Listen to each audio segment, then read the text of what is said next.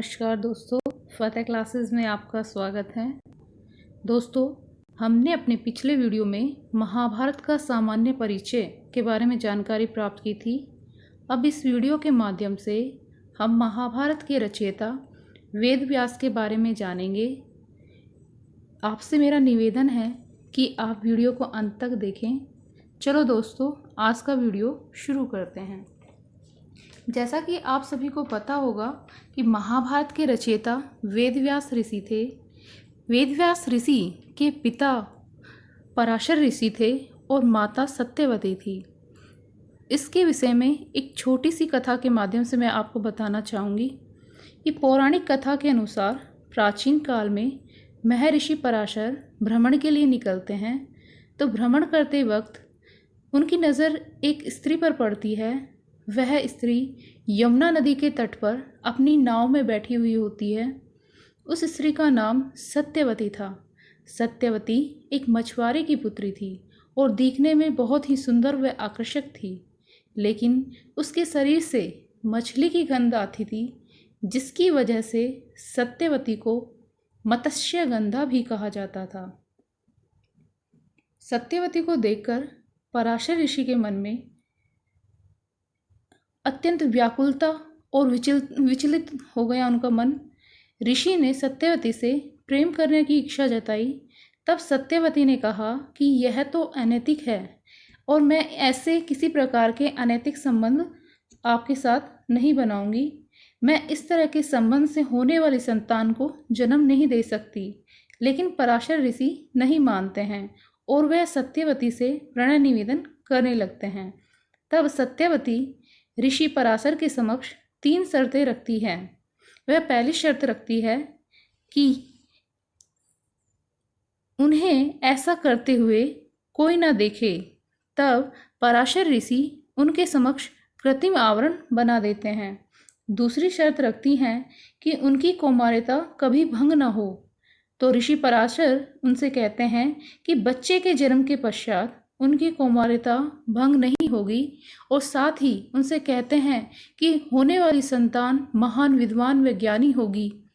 तब सत्यवती तीसरी शर्त रखती है कि उनके शरीर से आने वाली मछली की महक के स्थान पर फूलों की सुगंध में परिवर्तित हो जाए। ऋषि ने सत्यवती की शर्त को भी मान लिया और तथास्तु कह दिया, और सत्यवती के शरीर से आने वाली गंध मछली की गंध जो है सुगंध में परिवर्तित हो गई। इस प्रकार से महर्षि पराशर व सत्यवती से महर्षि वेदव्यास का जन्म होता है। महर्षि पराशर का परिचय। पराशर शब्द का अर्थ है पराशरणाति पापानिति पराशर है, अर्थात जो दर्शन स्मरण करने से ही समस्त पापों का नाश करता है वही पराशर है। आचार्य शायर ने पराशर शब्द की व्याख्या इस प्रकार की है। शत्रुओं को परास्त करके उन्हें नष्ट कर देने वाले को पराशर कहते हैं। पराशर एक मंत्र दृष्टा ऋषि, शास्त्रवेता, ब्रह्मज्ञानी एवं स्मृतिकार हैं। ये महर्षि वशिष्ठ के पौत्र और पराशर गोत्र के प्रवर्तक, वैदिक सूक्तों के दृष्टा और ग्रंथकार भी हैं। पराशर के पिता शक्ति मुनि थे। पराशर की माता का नाम अदृश्यंती, यह उपथ्य मुनि की पुत्री थी। अब हम सत्यवती का परिचय देखते हैं। सत्यवती यह एक निषाद कन्या थी। निषाद इनके पालक पिता थे। इनका मूल नाम मत्स्यगंधा था। ब्रह्मा के शाप से मत्स्य भाव को ये प्राप्त हुई थी। माता का नाम अद्रिका था, जो कि एक अप्सरा थी। इनके पिता का नाम उपरीचर वसु था। मत्स्यगंधा नाम के पीछे इनकी एक कथा है कि इनका जन्म जो है एक मछली के गर्भ से हुआ था, और निषाद ने इनका पालन पोषण किया। तब निषाद ने इनका नाम सत्यवती रखा था। बाद में कालांतर में इनका नाम योजनगंधा भी पड़ा था। जब इनके शरीर से सुगंध आती थी तो तो वह 4 योजन तक जाती थी, जिसके कारण इनका नाम योजनगंधा पड़ा।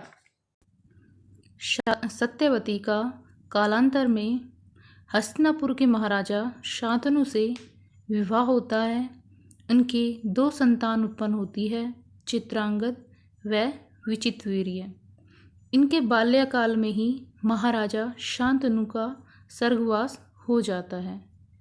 इस प्रकार आगे देखिए।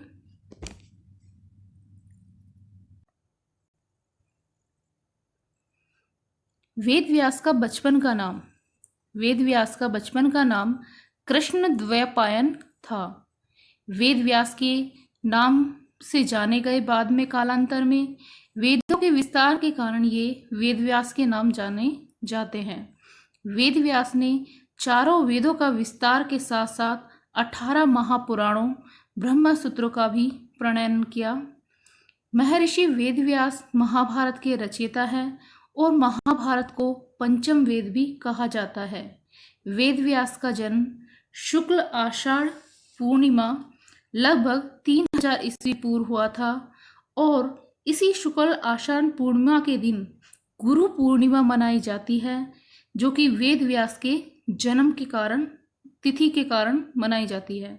वेदव्यास के पिता महर्षि पराशर और वेदव्यास की माता सत्यवती, जो कि एक मछुआरे की पालक पुत्री थी। माता का अन्य नाम मत्स्यगंधा, शरीर से मछली की गंध आने के कारण इनका नाम मत्स्यगंधा पड़ा था।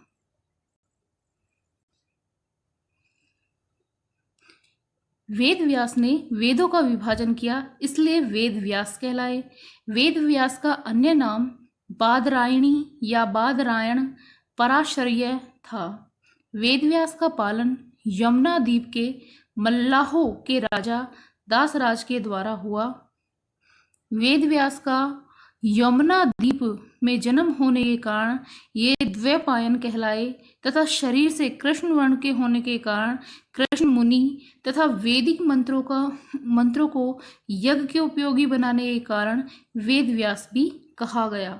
महाभारत की कथा के अनुसार धृतराष्ट्र, पांडु व विदुर इन्हीं के तप से उत्पन्न हुए थे।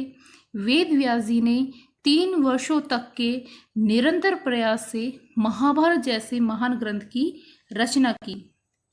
धृतराष्ट्र के, दोस्तों ये थोड़ा मिस्टेक है इसमें, 100 पुत्र। धृतराष्ट्र के 100 पुत्र और 1 पुत्री का जन्म वेदव्यास की कृपा से हुआ था।